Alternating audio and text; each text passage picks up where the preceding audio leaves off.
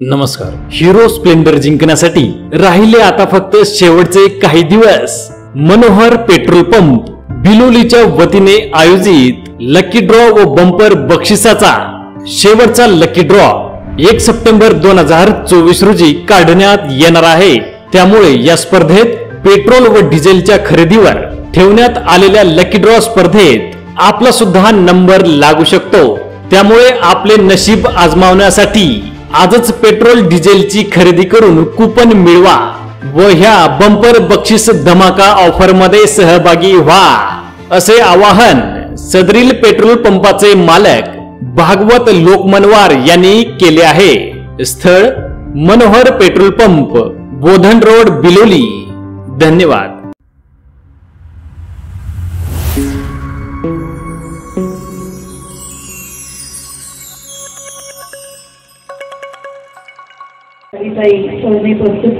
महाराज या कार्यक्रमाला आशीर्वाद देण्यासाठी इथे आवर्जून उपस्थित राहिलेले कोलंबीकर महाराज,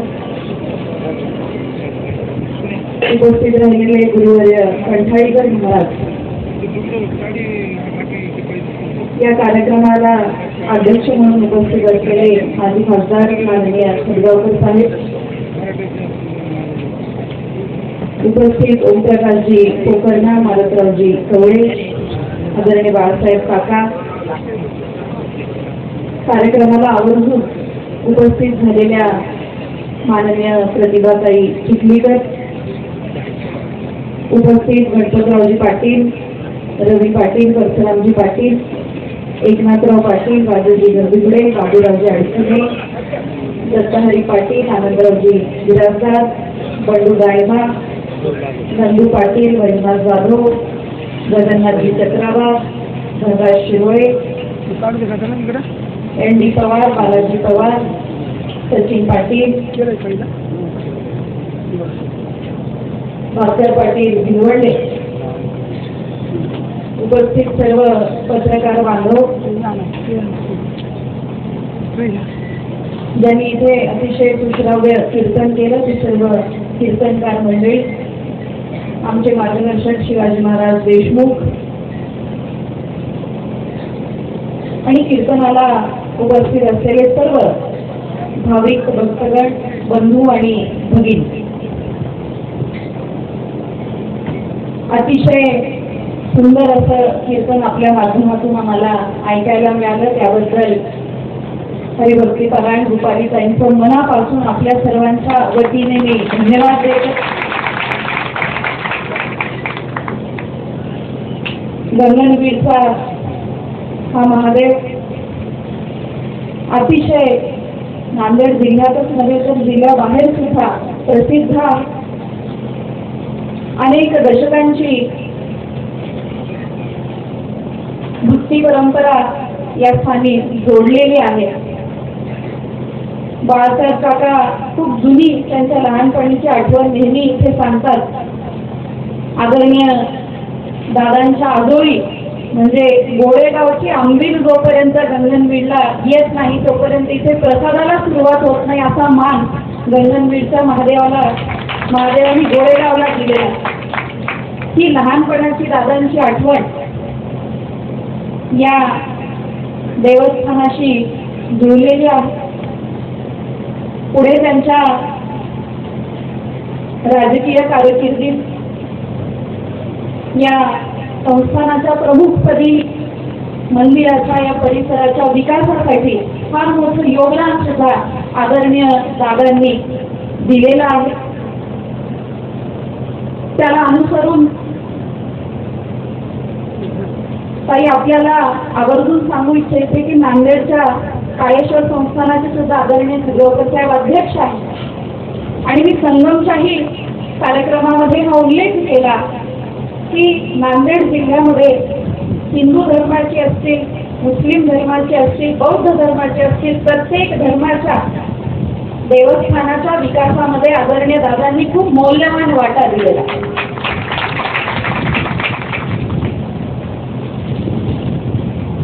नरसी, नांदेड, नायगाव, मुखेड, बिलोली अनेक ठिकाणी जिथे जिथे कार्यक्रमाच्या माध्यमातून जाणं होतं प्रत्येक जण दादाच्या या कार्याची आम्हाला तिथे आठवण देतात.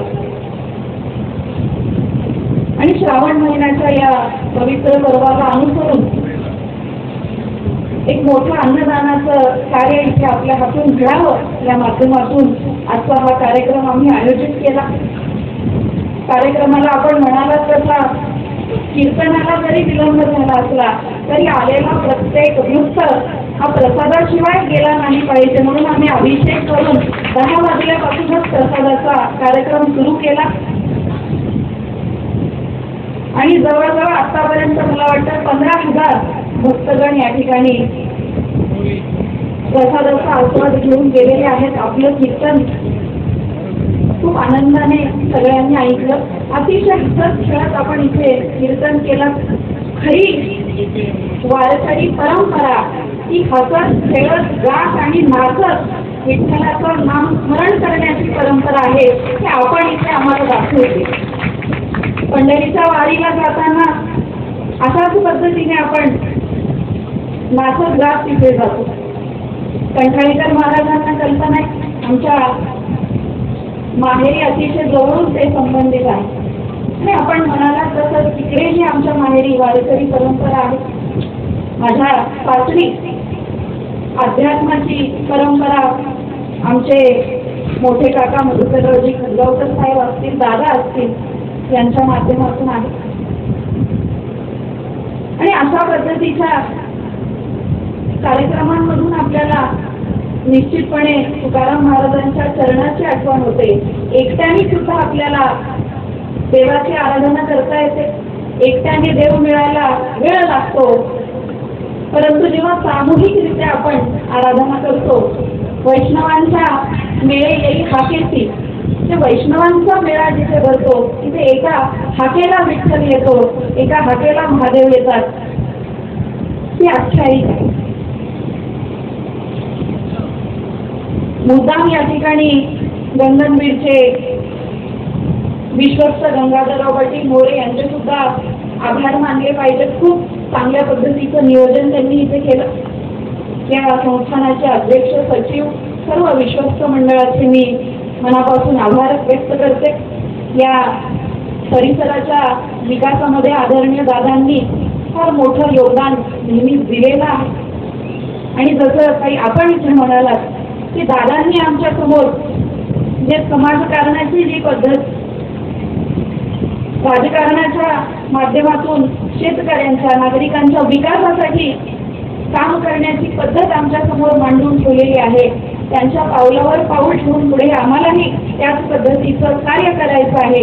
एवढीच ईश्वर चरणी तेवढी शक्ती आम्हाला मिळो एवढं मी या ठिकाणी व्यक्त करू इच्छिते. आणि खूप मोठ्या संख्येने आपण सगळे इथे उपस्थित झालात. या महाप्रसादाला, या कीर्तनाला आपण सहभागी होऊन आम्हाला फार आनंद झाला हे या ठिकाणी आवर्जून व्यक्त करते आणि थांबते. जय जय.